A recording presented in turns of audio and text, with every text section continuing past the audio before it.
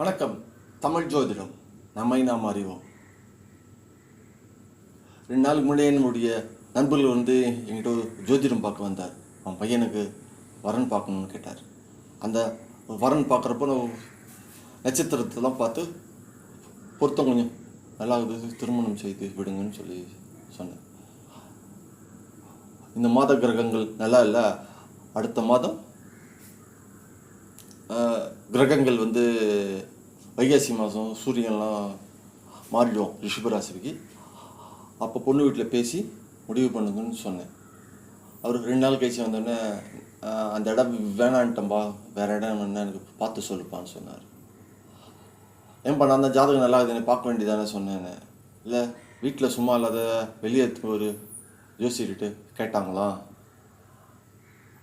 இந்த ஜாதகம் இந்த நட்சத்திர பெண் எடுக்காதீங்க, பெண் கேட்ட நட்சத்திரம் இருக்குது, வேண்டாம்னு சொல்லிட்டாங்களாம். ஏன்னு கேள்வி கேட்டால், கேட்ட நட்சத்திரத்துக்கு அதான் அவர் பிள்ளைக்கு மூத்த பையன் இருக்கக்கூடாதுன்ட்டு சொல்கிறாங்கன்னார்.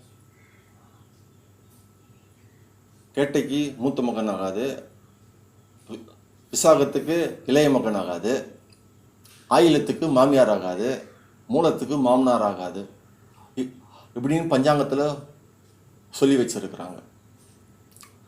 அது நடைமுறையாக கடைப்பிடிச்சுன்னு தான் இருக்கிறோம், இல்லைன்னு சொல்ல. இருந்தாலும் இந்த காலத்துக்கு இதெல்லாம் ஒத்து வராதுன்றதை முதல்ல புரிஞ்சுக்கிங்க எல்லாருமே. அந்த காலத்தில் இது ஒரு கூட்டு குடும்பமாக இருந்தது.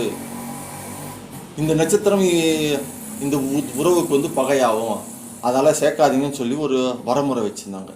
இப்போ இந்த காலத்தில் அந்த கூட்டு குடும்பன்ற அந்த ஒரு கான்செப்டே கிடையாது. அதால் ஜாதகம் நல்லா இருந்தால் எதிர்கால தசை 2 பேருக்கும் நல்லா அமைஞ்சுதுன்னா கம்முன்னு திருமணம் செய்யுங்க. இந்த காலத்தில் மாமியாரை வச்சுக்கினே யாரும் வாழறது கிடையாது, புரியுதுங்களா? அதால் இந்த மாதிரி சொல்லி உங்களுடைய திருமண வாழ்க்கையை நீங்களே தள்ளி போட்டுன்னு போகாதீங்க.